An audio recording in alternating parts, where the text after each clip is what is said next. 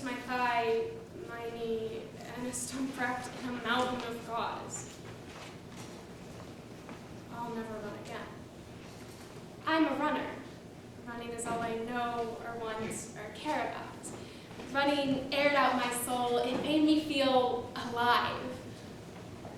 And now I'm stuck in this bed knowing I'll never run again.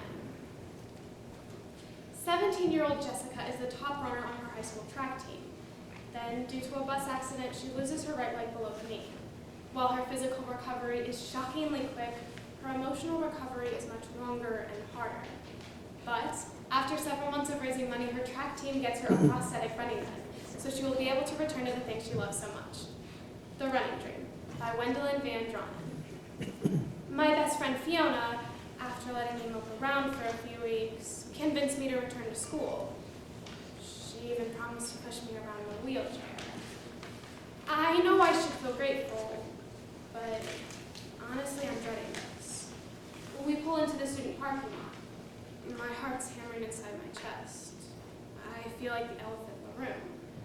A lot of people do say hi and welcome me back, but a lot more don't. I feel myself shutting down, withdrawn.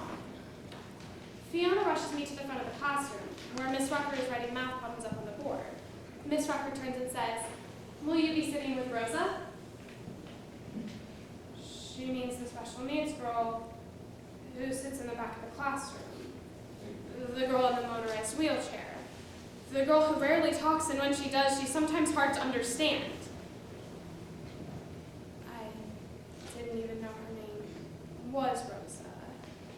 I may be missing a leg, but the rest of me, well, I'm normal. If I start sitting with the special needs kids, people will think I'm special needs. I feel like a freak. Is that how Rosa feels? Sure, Miss Rucker, I'd be happy to sit with Rosa. Rosa tells me that she's been in a wheelchair her whole life and that she was born with cerebral palsy. I also find out that she's only a freshman, loves sushi, thinks math is easy, and eats lunch in room 402. Rosa says, "You can join us. We're really fun. When you get you a leg?" Maybe next week. Congratulations. You're so lucky. When I hear that, it makes something in me break. But I realize I am lucky. I'll never do a 55 flat and a 400 again, but I will stand on my own again. This wheelchair won't be with me every day of my life. And this special needs girl, who will be in a wheelchair her whole life, is starting to bring me outside of myself. Tell me about running. What do you like about it? It feels like freedom. I love the morning air on my face. It's one of the best things about running. I totally get why dogs stick their heads out of car windows. I wish I could feel that. What about racing? Every single cell in your body is charged. Going over a finish line must feel wonderful. It means you made it, even if you don't get a medal. You're very philosophical about the finish line. Well, it's symbolic, because it's also the starting line.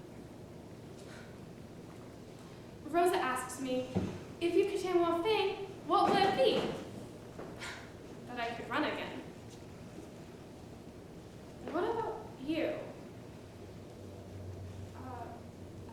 People would see me, not my condition. Before I had lost my leg, I didn't take the time to see her at all. But now she's become my best friend. I get the idea later that night. I'm up half the night thinking about it, wondering if it's even possible. The River Run, a 10-mile community road race. Could I push Rosa in a wheelchair? could I possibly give Rosa the finish line that she's been longing for? The wheelchair is small, light, and easy to push. I add a bag of potting soil for weight. I've been working really hard and improving at a pretty good rate. I'm up to at least 8 miles a day when someone from Channel 7 News calls me. They want to do a story about my race. I agree to the story, but I have one condition. The focus needs to be on Rosa and not me.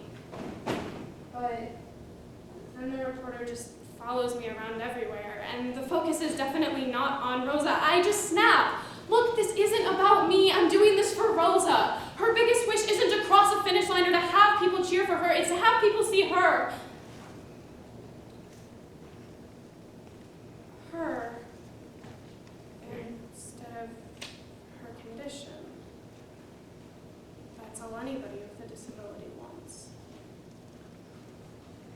Don't sum up a person based on what you don't see or don't understand. Get to know them. It's the strangest start to a race I've ever experienced. There are hundreds of runners in front of us, and we're barely even jogging as we move forward. The crowds cheer like crazy. Someone shouts, "There she is! Go, Rosa!" At the 6-mile mark, I tell myself only 4 more to go. 1 plus 1 plus 1 plus 1. And somewhere in my fuzzy mind, I make the connection. That's how everything's done. 1 by 1 by 1 by 1. That's how I got through losing my leg. Minute by minute, hour by hour, day by day. And that's how anybody gets through anything. I hear Rosa shout, "The finish line! The finish line!" I try to soak up the happy sound in her voice. I try to remember why I did this. The cheering helps me find a hidden reserve. The balloon arch is growing larger, the crowd louder, and we've crossed over. Over the finish line. I'm aware that random strangers are hugging Rosa and that I'm unbelievably exhausted. But I realized something. That wasn't a finish line for me. 8 months ago, it was a Herculean effort to get out of bed. Today, I ran my best friend 10 miles across her first finish line. 8 months ago, I couldn't do anything. This race has made me believe that there's nothing I can't do. This is my new starting line.